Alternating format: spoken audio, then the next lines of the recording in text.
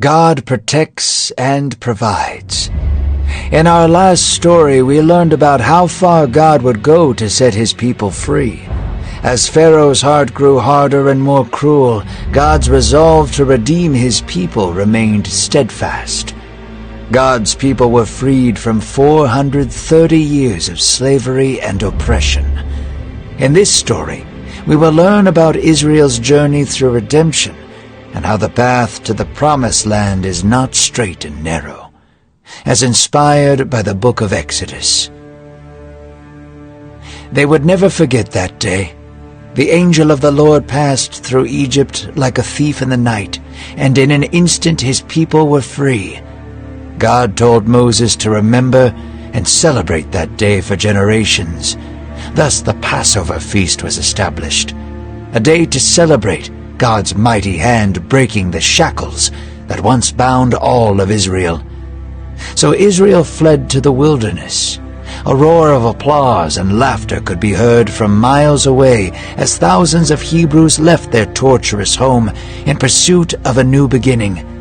They ventured forth towards the Red Sea, avoiding the land of the Philistines, lest they fall into battle and have to retreat back to Egypt.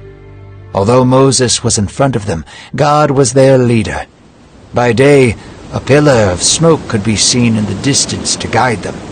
At night, a pillar of fire lit up the horizon as the sun, and it did not depart from the people. After a few days of travel, the Israelites came to the coast of the Red Sea to camp. The waters were vast, and the sea crashed on the shore like thunder. God pulled Moses in close and spoke to him, saying, "Pharaoh will pursue you, but I will get glory from Pharaoh and all his people. All of Egypt shall know that I am the Lord. I am the protector of my people, and nobody will harm you." Moses gulped as he looked upon the vastness of the Red Sea. If Pharaoh really was going to pursue them, they were trapped. Miles away, Pharaoh soaked in his own anger. He, his servants, and all his people had suffered a loss unlike any nation before them, and now they were unable to rebuild because their 600,000 slaves had all departed at once. He would be written in history as the king who was defeated by the god of slaves. Pharaoh's mind raced, and his council shared in his anger. "How could I have let this happen?" he whispered to himself. His eyes glared forward towards the doors Moses had once stepped through. He arose from his throne and called for his chariot. 600 chariots rode into the wilderness like a hurricane. They ran through the night violently, leaving a cloud of dust and sand behind them. Pharaoh would not be made a fool of. Like lightning they rode, ready to capture back their slaves and kill any who opposed them. In his mind and heart, Pharaoh was going through his own battle with God, and his heart grew even harder than before. They ascended the hills that descended on the other side to the shore, and Pharaoh, with his army, sought to overtake the Hebrews. Pharaoh was fast approaching, and the people of Israel could see his army in the distance. Fear caused a panic among the people, and a roar of terror fell upon the entire group. They cried out to God and turned to Moses in a frightened frenzy. "We have no graves in Egypt.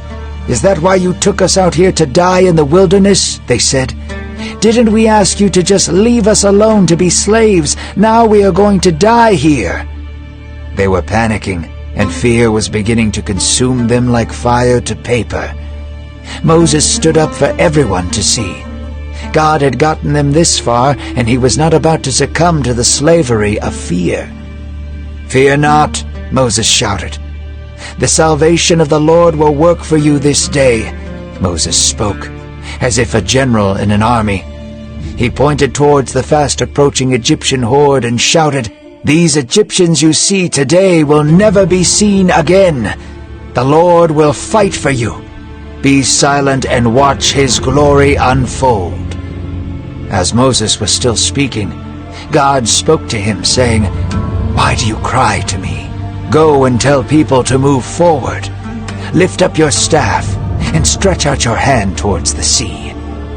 After speaking to Moses, the angel of God descended violently in the distance, and the pillar of smoke that guided Israel rushed towards the army. The cloud shrouded them in darkness and came between the armies of Egypt and the captives of Israel. As the night drew close, the cloud lit up with fire. Moses did as God commanded. People watched curiously as Moses walked towards the waters. Silence fell upon the crowd as Moses inhaled deeply and looked to the sky. He remembered the words of God on Mount Sinai. "Take this staff, and with it you will do my wonders," God had once told him. Moving his gaze towards the sea, Moses outstretched his arms with the staff in his right hand. A cold wind blew violently from the east around him, and the seas began to rush to and fro. The wind howled at night, and the waters danced as the seas began to split in half. Moses' hands were lifted in the air, and all of Israel stood in awe of the wonders of their Lord. All of Israel went into the midst of the sea and walked through on dry ground. The waters surrounded them like two walls on the right and the left. Thousands of God's redeemed people stumbled through the alleyways of the divided seas, and Pharaoh's army began descending to capture them. Pharaoh's army, chariots and horsemen, pursued them into the split seas. As they closed the gap between them and Israel, God's pillar of fire and cloud threw them into a panic. Their horses fell and their chariots crumbled. The army looked up and the waters began to sway back and forth above them. The waters fell like a crumbling wall, and the Egyptians were swallowed up by the raging waters. Not one of them remained, and Pharaoh's hardened heart dissolved in the darkness of the deep sea. The people of Israel looked upon the seas on the other side, safe, not one of them being harmed. Egyptian bodies began to wash up on the shore. The Lord had been their champion once again, and saved them from the hand of the Egyptians. A reverent, thankful, and healthy fear of God came upon them, and they truly believed he was their Redeemer and leader. They sang, danced, and celebrated God and Moses. Then they departed into the wilderness, hopeful for greater things. 3 days had passed, and the heat of the eastern sun beat down on the men, women, and children of Israel. They groaned under the sun, for they had ran out of drinking water. When they had come to Marah, there was a vast reservoir big enough to satisfy the entire group. However, the water was bitter and poisonous. "What shall we drink?" they mumbled to Moses, like children looking to their father. Moses turned to the Lord, also thirsty and feeling helpless to satisfy the people's needs.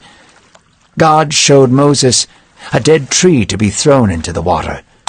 The sap from the log drew the mineral content down to the bottom of the pools, leaving good water for the people to drink.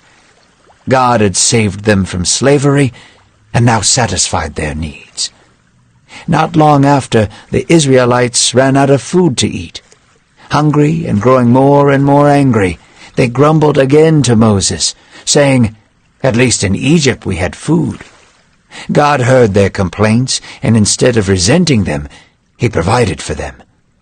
God spoke to Moses, telling him that he was going to provide them food, but the food would come with instructions. For God did not want his people to be gluttonous and entitled to blessings. He knew that if he provided them food without any parameters, they would grow fat and lazy. "I will send bread down from heaven. I will provide enough for everyone to eat, but they shall only take what is needed and no more. If they take too much, the food will spoil. And on the 6th day I will provide a double portion to be saved for the Sabbath." Moses told the people, although he was annoyed at their constant complaining. So the people waited.